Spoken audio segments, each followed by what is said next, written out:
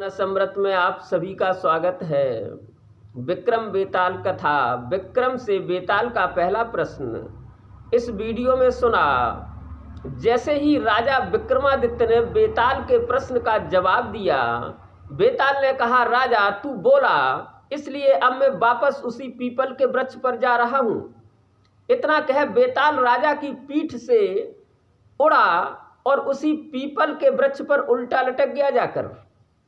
राजा विक्रमादित्य भी अपनी तलवार लेकर उसके पीछे दौड़े और पीपल के वृक्ष के पास पहुंच करके उसे उतारा और अपनी पीठ पर लादा और चल दिए।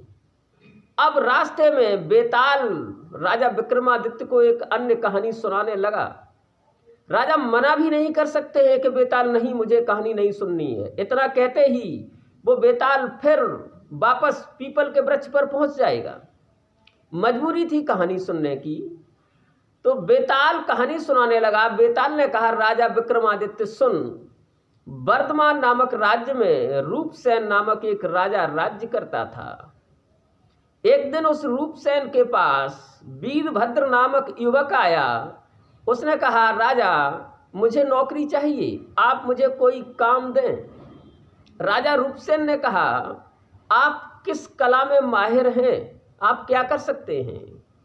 वीरभद्र ने कहा, राजन मैं अस्त्र शस्त्र चलाने की कला में माहिर हूं। राजा ने कहा, आप प्रतिदिन कितना पैसा लेंगे? वीरभद्र ने कहा, राजन मुझे प्रतिदिन 100 सोने के सिक्के चाहिए। राजा ये सुनकर चौंका कि इतना बड़ा मेहनताना कैसे दिया जाएगा आपको?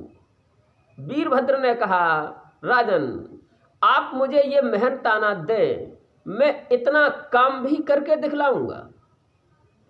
आखिर राजा ने उसे रख लिया, अपनी सुरक्षा में उसे नौकरी दे दी। अब वीरभद्र राजा का बहुत ख्याल रखने लगा। एक दिन राजा ने अपने गुप्तचर से कहा कि यह वीरभद्र नाम का युवक जो मेरी सुरक्षा में है, लालची तो लगता नहीं, लेकिन इतना बड़ा मेहनताना लेता है, तो ये किसी न किसी विशेष काम में जरूर लगाता होगा इस पैसे को।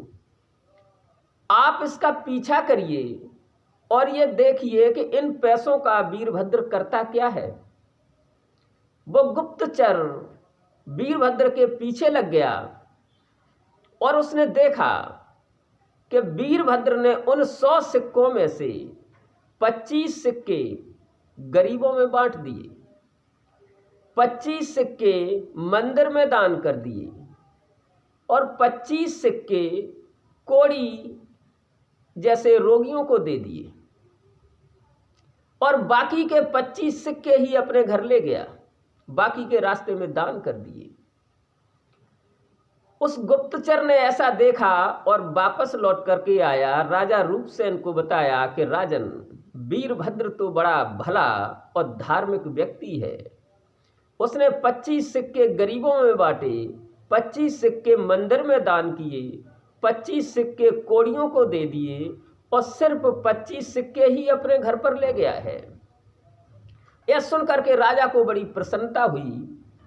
अब वे वीरभद्र पर पहले से ज्यादा विश्वास करने लगे और प्रति शाम को उसे 100 सोने के सिक्के दे देते थे।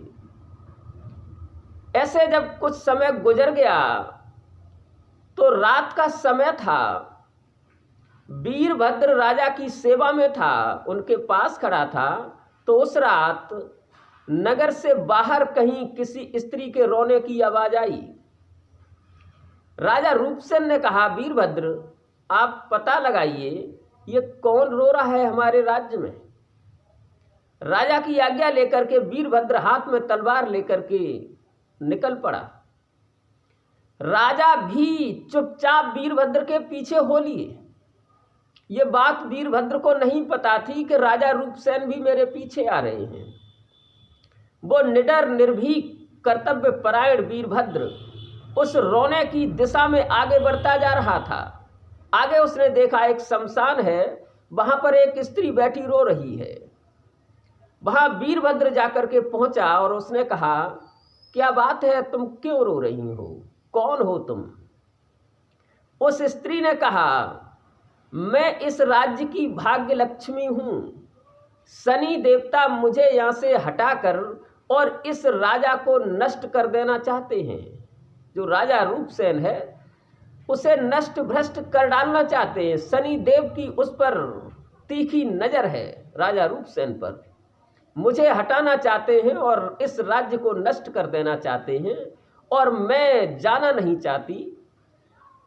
तो शनि महाराज मुझे यहाँ से निकालने पर उतारू हैं, इसलिए मैं रो रही हूँ।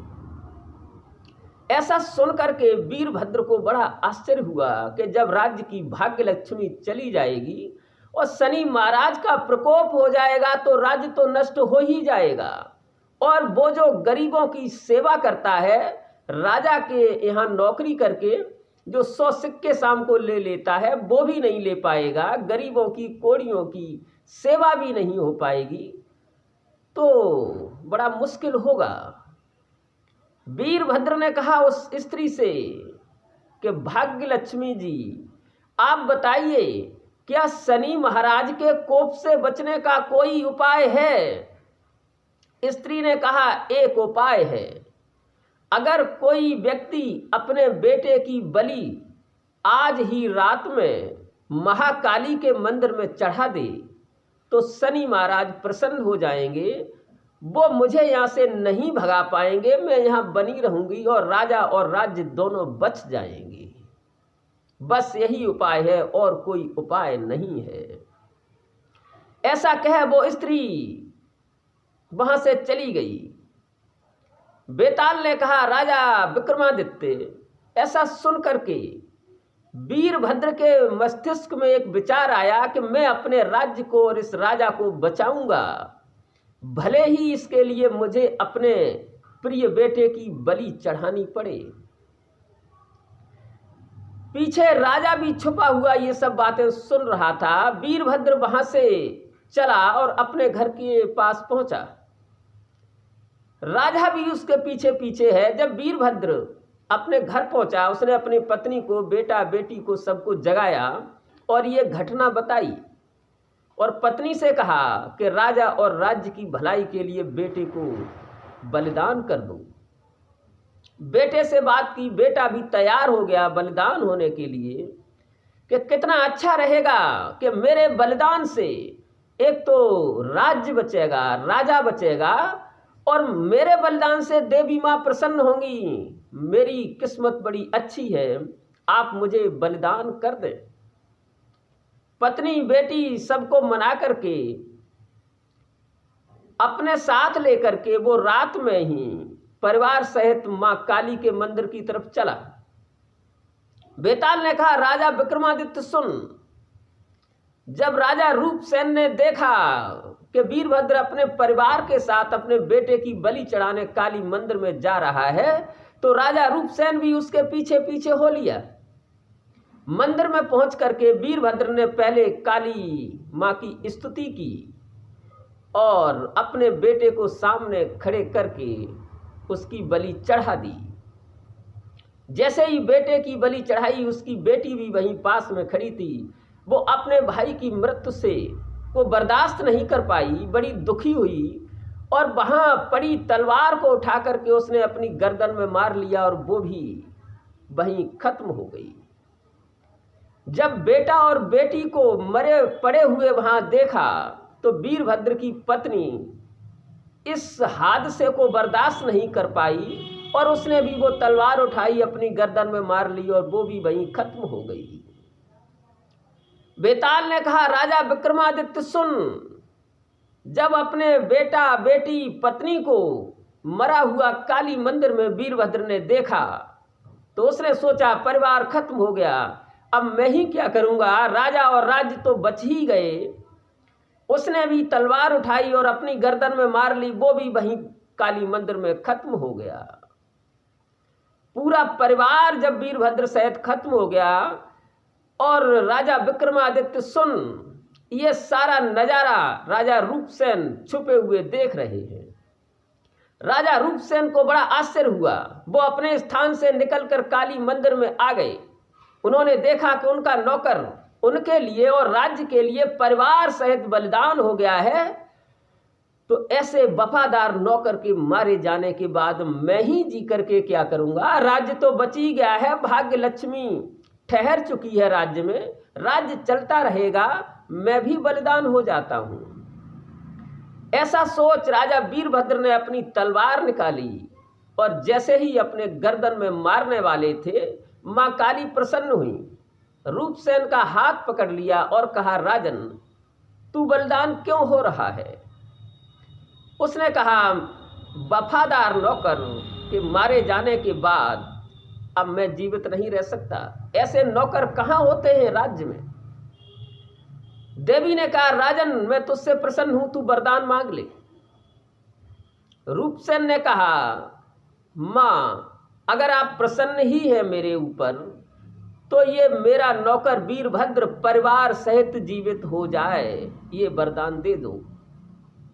मां काली ने कहा, बिल्कुल ठीक है। मां काली ने उन पर जल छिड़का और वे चारों जीवित हो गए।